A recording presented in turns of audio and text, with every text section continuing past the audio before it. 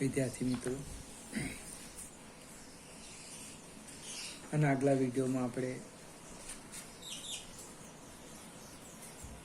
પ્રેરણ દ્વારા વસ્તુને સુવાહકને વિદ્યુત ભારિત કરવું એની સમજૂતી જોઈ.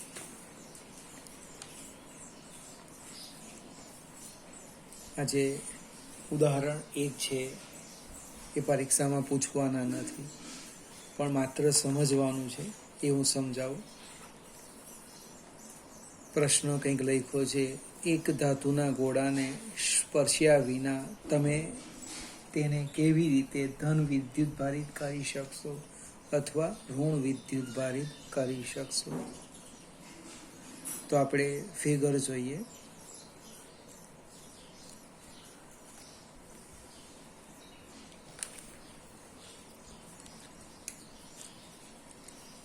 ઉદાહરણ એક છે, આ એક ધાતુનો ગોળો લઈ લઈએ, એને અવાહક સ્ટેન્ડ પર મૂકી દઈએ.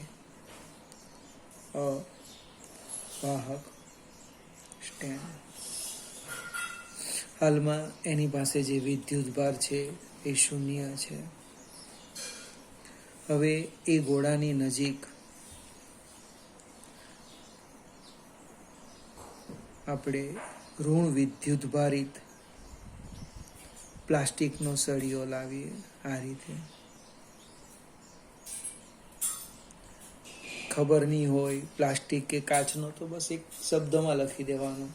આકૃતિ બીમાં દર્શાવ્યા પ્રમાણે ઋણ વિદ્યુત ભારિત સળિયાને ગોળાની નજીક લાવવામાં આવે છે. પરિણામે શું થવાનું? ગોળાની અંદર રહેલા જે ઇલેક્ટ્રોન છે તેની પર અપાકર્ષણ બળ લાગવાનું અને એ ગોળાની વિરુદ્ધ સપાટી પર અહીંયા જમા થવાનું. એટલો જ ધન વિદ્યુત ભાર અહીંયા શું થવાનું? ખુલ્લો થવાનો. હવે આ જે ગોળો છે એને આપણે અર્થિંગ કરી દઈએ. આ રીતે આપણો ઋણ વિદ્યુત ભારિત સળિયો તો છે, અહીંયા ધન વિદ્યુત ભાર છે, અને હું અર્થિંગ કરી દઉં. અર્થિંગ. પરિણામે શું થયું? આ સપાટી પર જે ઇલેક્ટ્રોન હતા એ જમીનમાં જતા રહ્યા. હવે આપણે અર્થિંગ દૂર કરી દઈએ એટલે આપણી આકૃતિ ડી બનશે. આ સળિયો જ્યાં છે ત્યાં જ રહેવા દેવાનું. અહીંયા ધન વિદ્યુત ભાર છે. અર્થિંગ દૂર કરી દીધું. હવે સળિયાને આપણે દૂર કરીએ એટલે આપણી છેલ્લી ફિગર ઈ ફિગર જોજો. આ ધન વિદ્યુત ભાર ગોળાની સમગ્ર સપાટી પર શું થઈ જવાનું? વિતરિત થઈ જવાનું. વિદ્યુત ભારિત વસ્તુ ને વિદ્યુતની દ્રષ્ટિએ તટસ્થ આ ગોળો હતો ના સંપર્કમાં લાવ્યા સિવાય તેને આપણે શું કીધું? વિદ્યુત ભારિત કીધું. તમારો વિચાર બદલાઈ જાય છે. અથવા ઓબ્જેક્ટિવ પૂછેલું છે કે મારી પાસે એક ધાતુનો ગોળો છે, એને મારે ઋણ વિદ્યુત ભારિત કરવું છે, તો એની નજીક કયો સળિયો લાવીશું? એટલે કે ઋણ વિદ્યુત ભારિત કે ધન વિદ્યુત ભારિત? તો એ લાવવાનું, ધન લાવવાનું. એટલે અહીંયા માઇનસ આવશે, અહીંયા માઇનસ થશે, અહીંયા પ્લસ આવશે. જેવું અર્થિંગ કરો તેવું જમીનમાંથી ઇલેક્ટ્રોન ગોળાની સપાટી પર જઈને આ ધન વિદ્યુત ભારને શું કરી દે? તટસ્થ કરે. એટલે ગોળો પછી કેવો બની જાય? ઋણ વિદ્યુત ભારિત બની જાય. એક બીજું પણ સરસ ઉદાહરણ છે. મારી પાસે બે સમાન ગોળા છે. બે સમાન ગોળા છે. આ રીતના લઈએ અને નામ આપો એ અને નામ આપો બી. ગોળા એ પર વિદ્યુત ભાર છે ક્યુ કુલમ, અહીં નીચે લખી દઈએ. આની પાસે છે 0 કુલમ.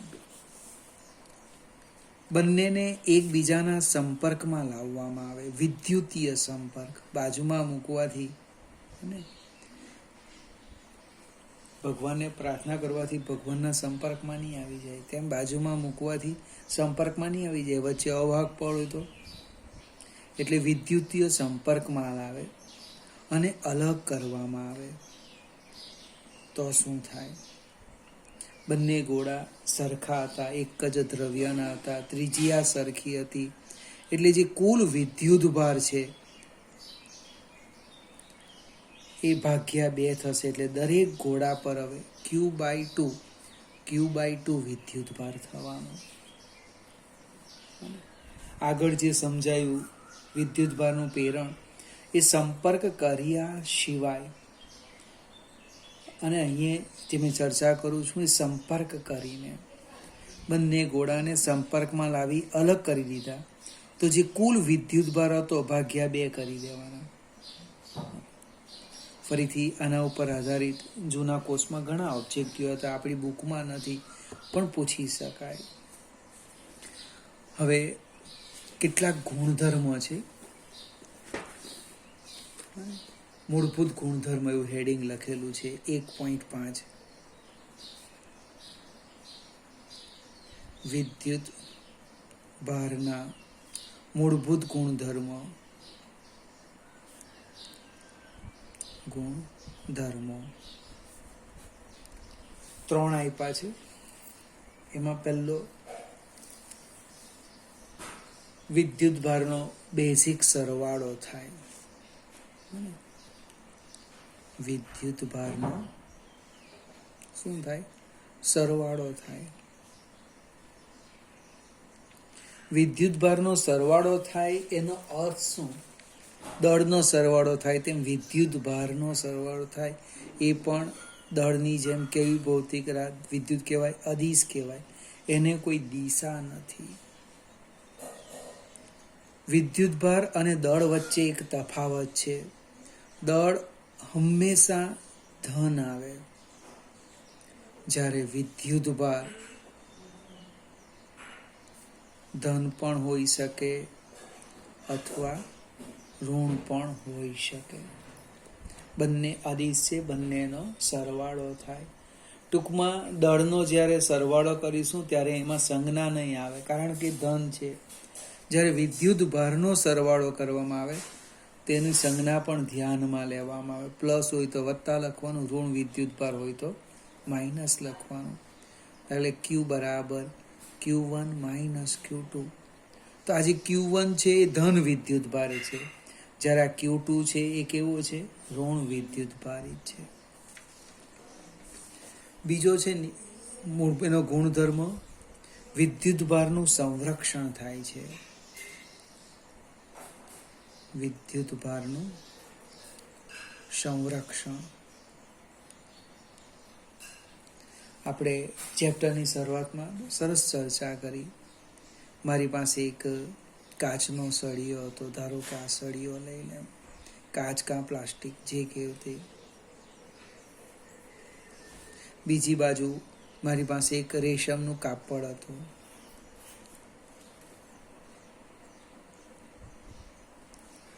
હવે આને હું તંત્ર લઈ લેમ. જોજો તંત્ર, કોણ તંત્રમાં કોણ કોણ છે? તો કે કાચનો સળિયો અને રેશમનું કાપડ. તમે એનો કુલ વિદ્યુતભાર શોધો, સમેશન Q = 0.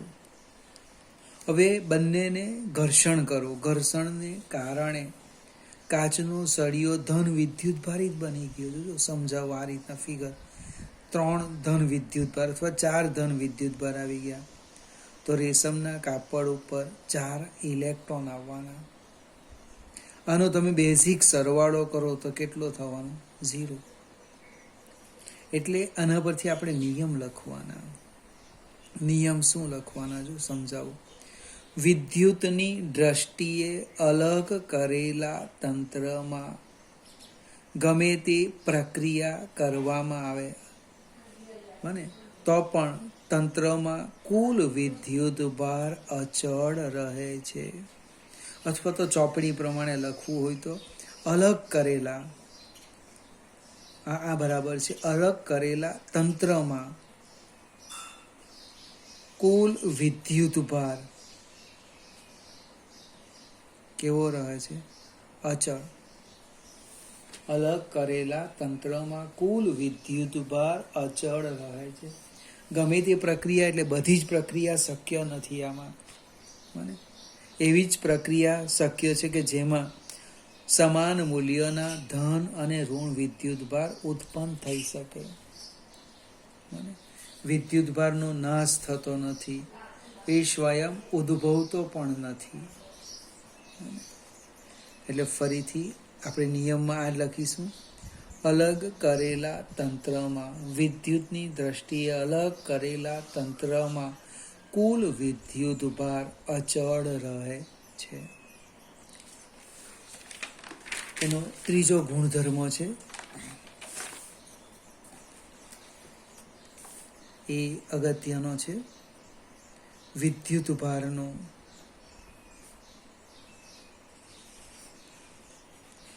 ક્વોન્ટમીકરણ.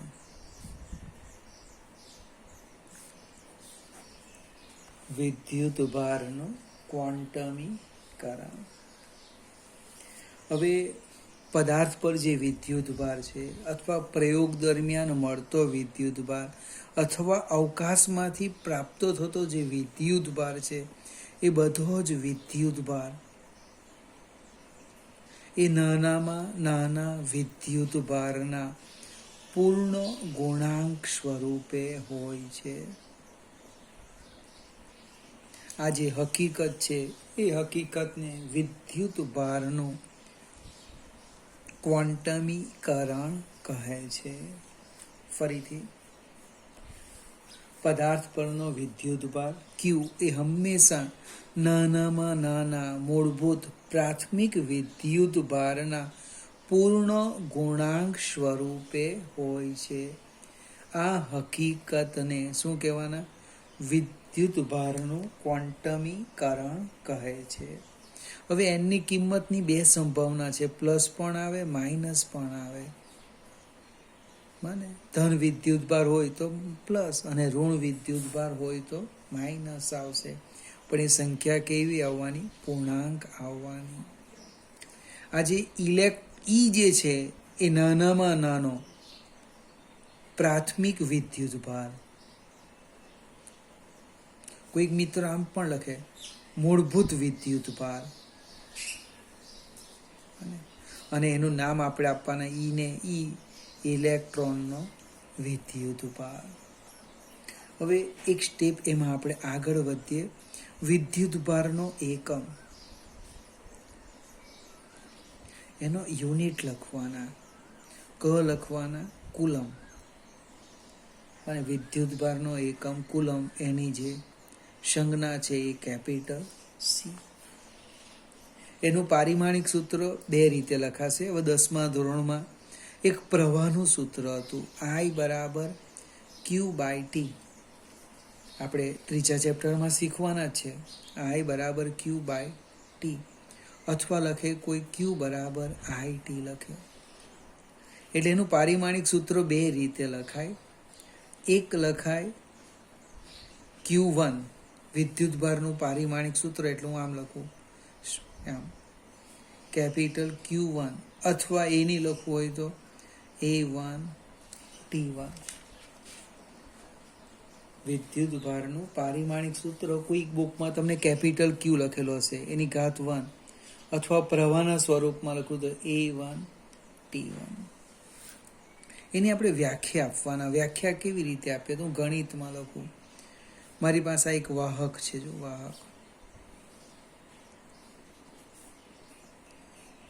એમાંથી કેટલો પ્રવાહ પસાર થાય તો હું લખી દેમ I બરાબર 1 એમ્પિયર.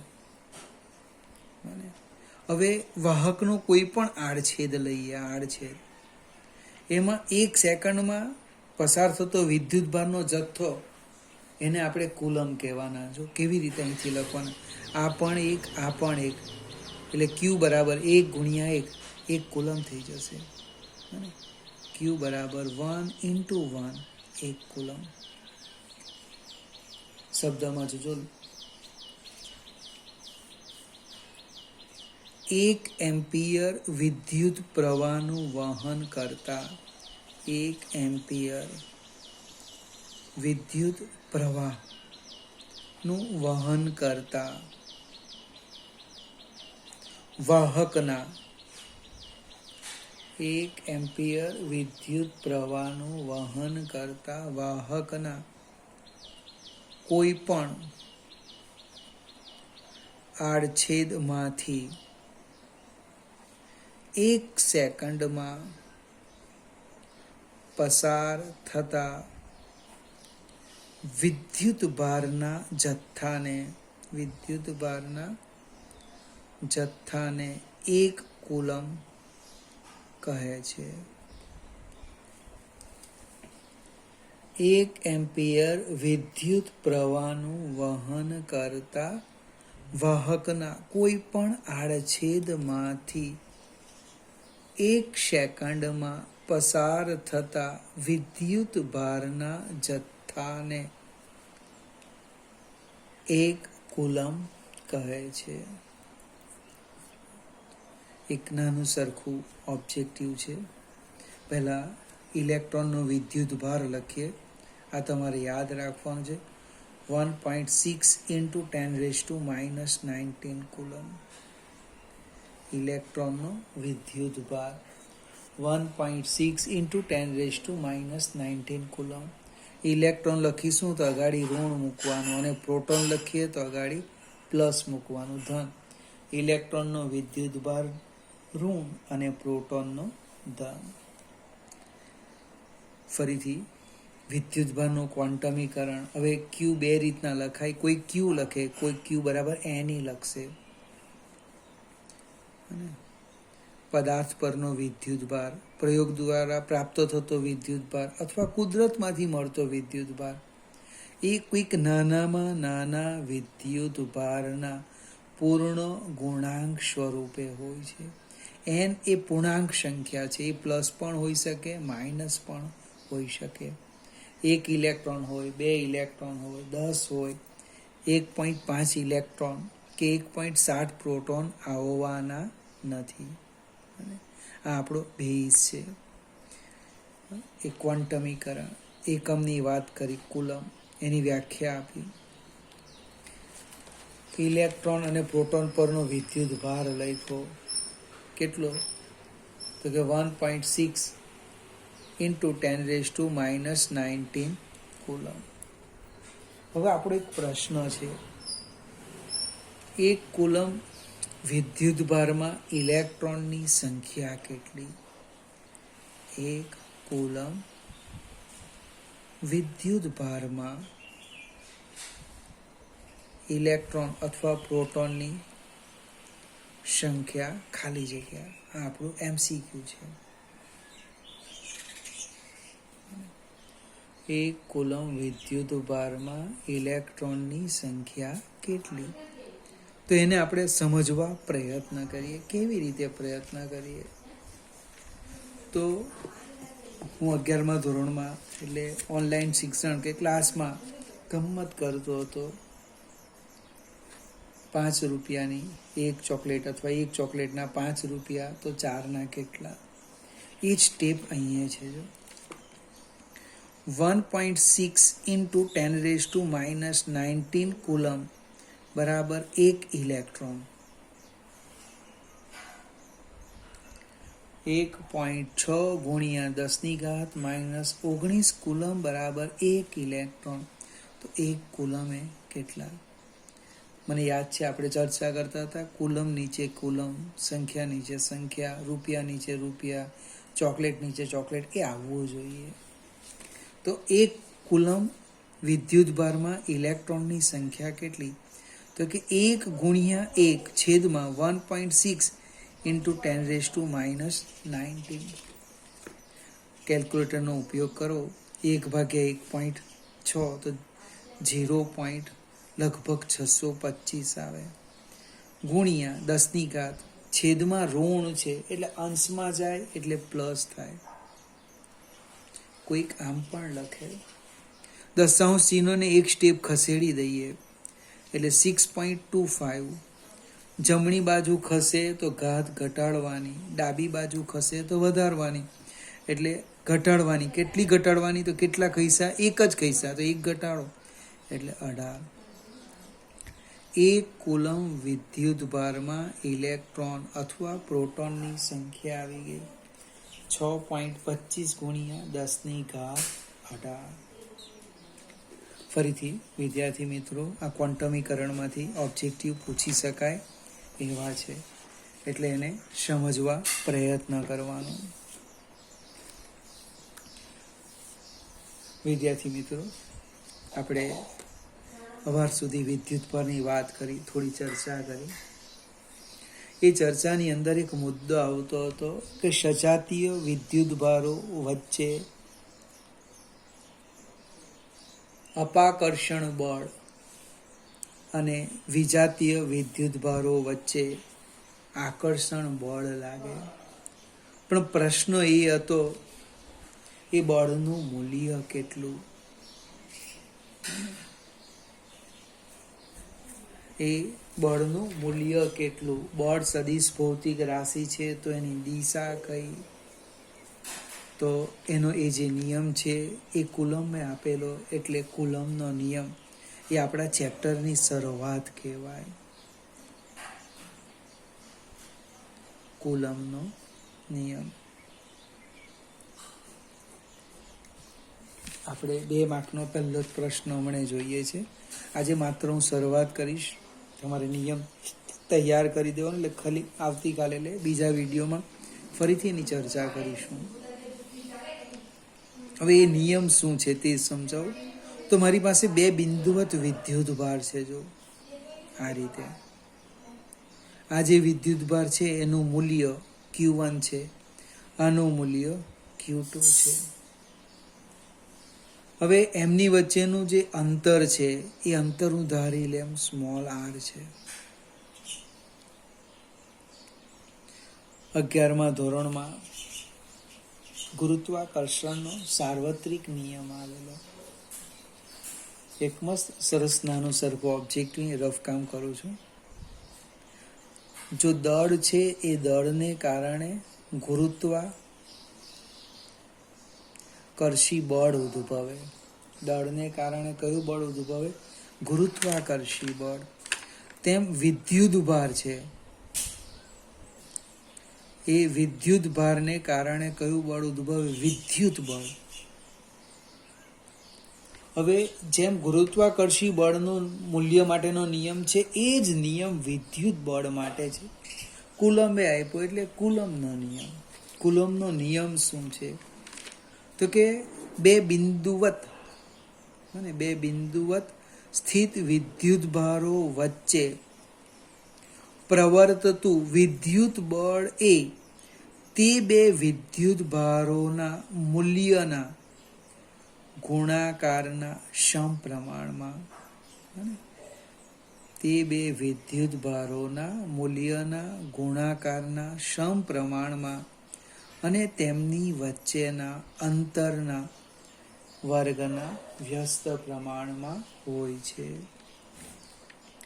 ફરીથી 2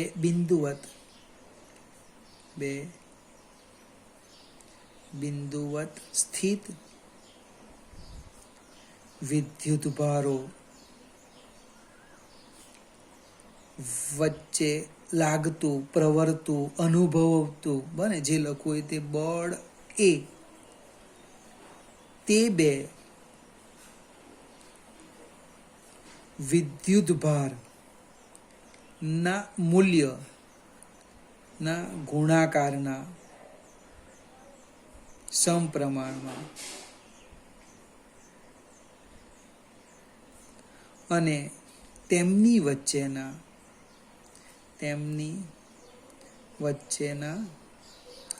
અંતરના વર્ગના વ્યસ્ત પ્રમાણમાં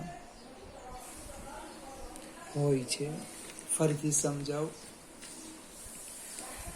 શૂન્ય અવકાશમાં, મુક્ત અવકાશમાં રહેલા, ધીમે ધીમે વાક્ય રચના બદલતા જઈશું. 2 બિંદુવત સ્થિર વિદ્યુતભારો વચ્ચે પ્રવર્તતું, લાગતું, અનુભવાતું બળ એ, 2 લીટી લખવાની. હવે તે 2 વિદ્યુત ભારોના મૂલ્યના ગુણાકારના સમપ્રમાણમાં અને તેમની વચ્ચેના અંતરના વર્ગના વ્યસ્ત પ્રમાણમાં હોય છે. વિદ્યાર્થી મિત્રો, કેટલાક તો આ શબ્દો ન લખે, ડાયરેક્ટ જ લખે તે 2 વિદ્યુતભારના ગુણાકારના સમપ્રમાણમાં. તમે કોઈ બુક જો તો ખ્યાલ આવશે, પણ આપણે જે ચોપડીમાં આપ્યું છે એ જ રીતે લખવા પ્રયત્ન કરવાનો. ફરીથી, તે 2 વિદ્યુતભારના મૂલ્યના ગુણાકારના સમપ્રમાણમાં. જો આ મૂલ્ય લીધું Q1 Q2 માનાંક લખો એટલે મૂલ્ય થઈ જશે, અને તેમની વચ્ચેના અંતરના વર્ગના વ્યસ્ત પ્રમાણમાં હોય છે. દિશાનો પ્રશ્ન આવ્યો તો કે તે 2 વિદ્યુત ભારોને જોડતી રેખાની દિશામાં. ફરીથી, એ બળની દિશા કઈ તો કે તે 2 વિદ્યુત ભારોને જોડતી રેખાની દિશામાં હોય છે. ફરીથી વિદ્યાર્થી મિત્રો, આ ચેપ્ટરનો મેઇન ભાગ અથવા તમે જે સમજો તે ખૂબ અગત્યનો છે, કુલમનો નિયમ. આ નિયમ આવડશે તો જ તમને આગળ ખ્યાલ આવશે, નહીં તો પછી ગોખવું પડે કે આ કેવી રીતના એવું, તો લખી દેવું એવું નહીં, એને સમજો. હવે આ જે સમીકરણ છે 1 અને 2, આ 2 સમીકરણ છે એને હું ભેગા કરું તો આમ થશે. F ચલે છે Q1 Q2 અપાન R². હવે ગણિતમાં આ ચલે છે નહીં ગમે તો આપણે આમ લખી દેવાનું, F બરાબર K Q1 Q2 અપાન R². અને Kનું નામ છે કુલમ અચળાંક. કુલમ અચળાંક અને એનો એકમ અને પારિમાણિક સૂત્ર તમારે મને વોટ્સઅપ પર લખીને મોકલાવવાનું છે. પ્રશ્ન આપું છું આજનો. અને કેનો એકમ કયો થાય તે અને એનું પારિમાણિક સૂત્ર કેનું એ તમારે આ વિડીયો જોયા પછી અને ડાયરેક્ટ જવાબ મને નથી જોઈતો કે કેનો એકમ આ પારિમાણિક સૂત્ર, સ્ટેપ લખવાના છે કેવી રીતે આવે. અને ચોપડીમાં જોશો ને લખી દેશો કે આનું એકમ એવું નહીં. મેં તમને 11મા ધોરણમાં જે રીતે સમજાવેલું એ રીતના સ્ટેપ લખીને મોકલાવવાનું, તો જ મને પણ ખ્યાલ આવશે કે કેટલા મિત્ર ખરેખર જોતા છે અથવા સમજવા પ્રયત્ન કરે છે. ફરીથી આ નિયમ પરફેક્ટ આવડશે તો આના પછીના વિડીયોમાં વધારે ખ્યાલ આવશે.